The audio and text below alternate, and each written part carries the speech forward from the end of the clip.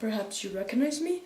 I am George Washington, and I was born on February 22nd, 1732. As you might know, I was the first president of your country, and I led your ancestors to freedom. Today I want to tell you about one very famous battle.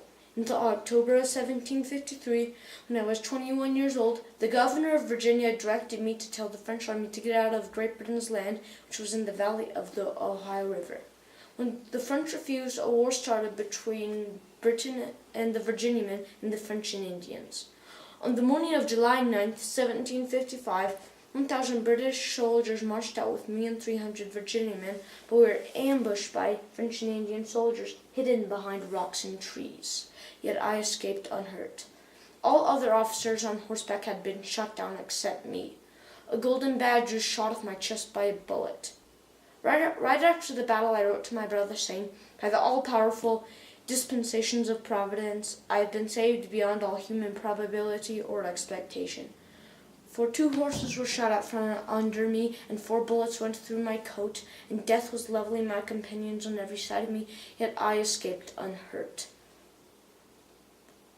15 years after that great battle, I met the Indian chief who led those Indians into battle, and he said, "I told my men to mark yon tall and daring warrior. He is not of the Redcoat tribe. He hath Indian wisdom, and his warriors fight as we do. Quick, let your aim be certain, and he dies." Our rifles were leveled, rifles which but to you knew not how to miss. 'Twas all in vain. A power far mightier than we shielded you. Our bullets had no effect on you.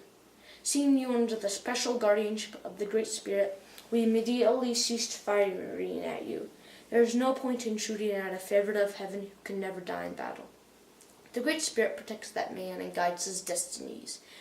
He will be the chief of nations and the founder of a mighty empire. The prophecy of the Indian chief eventually came to pass. The colonies won their freedom from England, and I reluctantly accepted the position as president for 2 terms. After that, I went home to Mount Vernon to live out the rest of my life.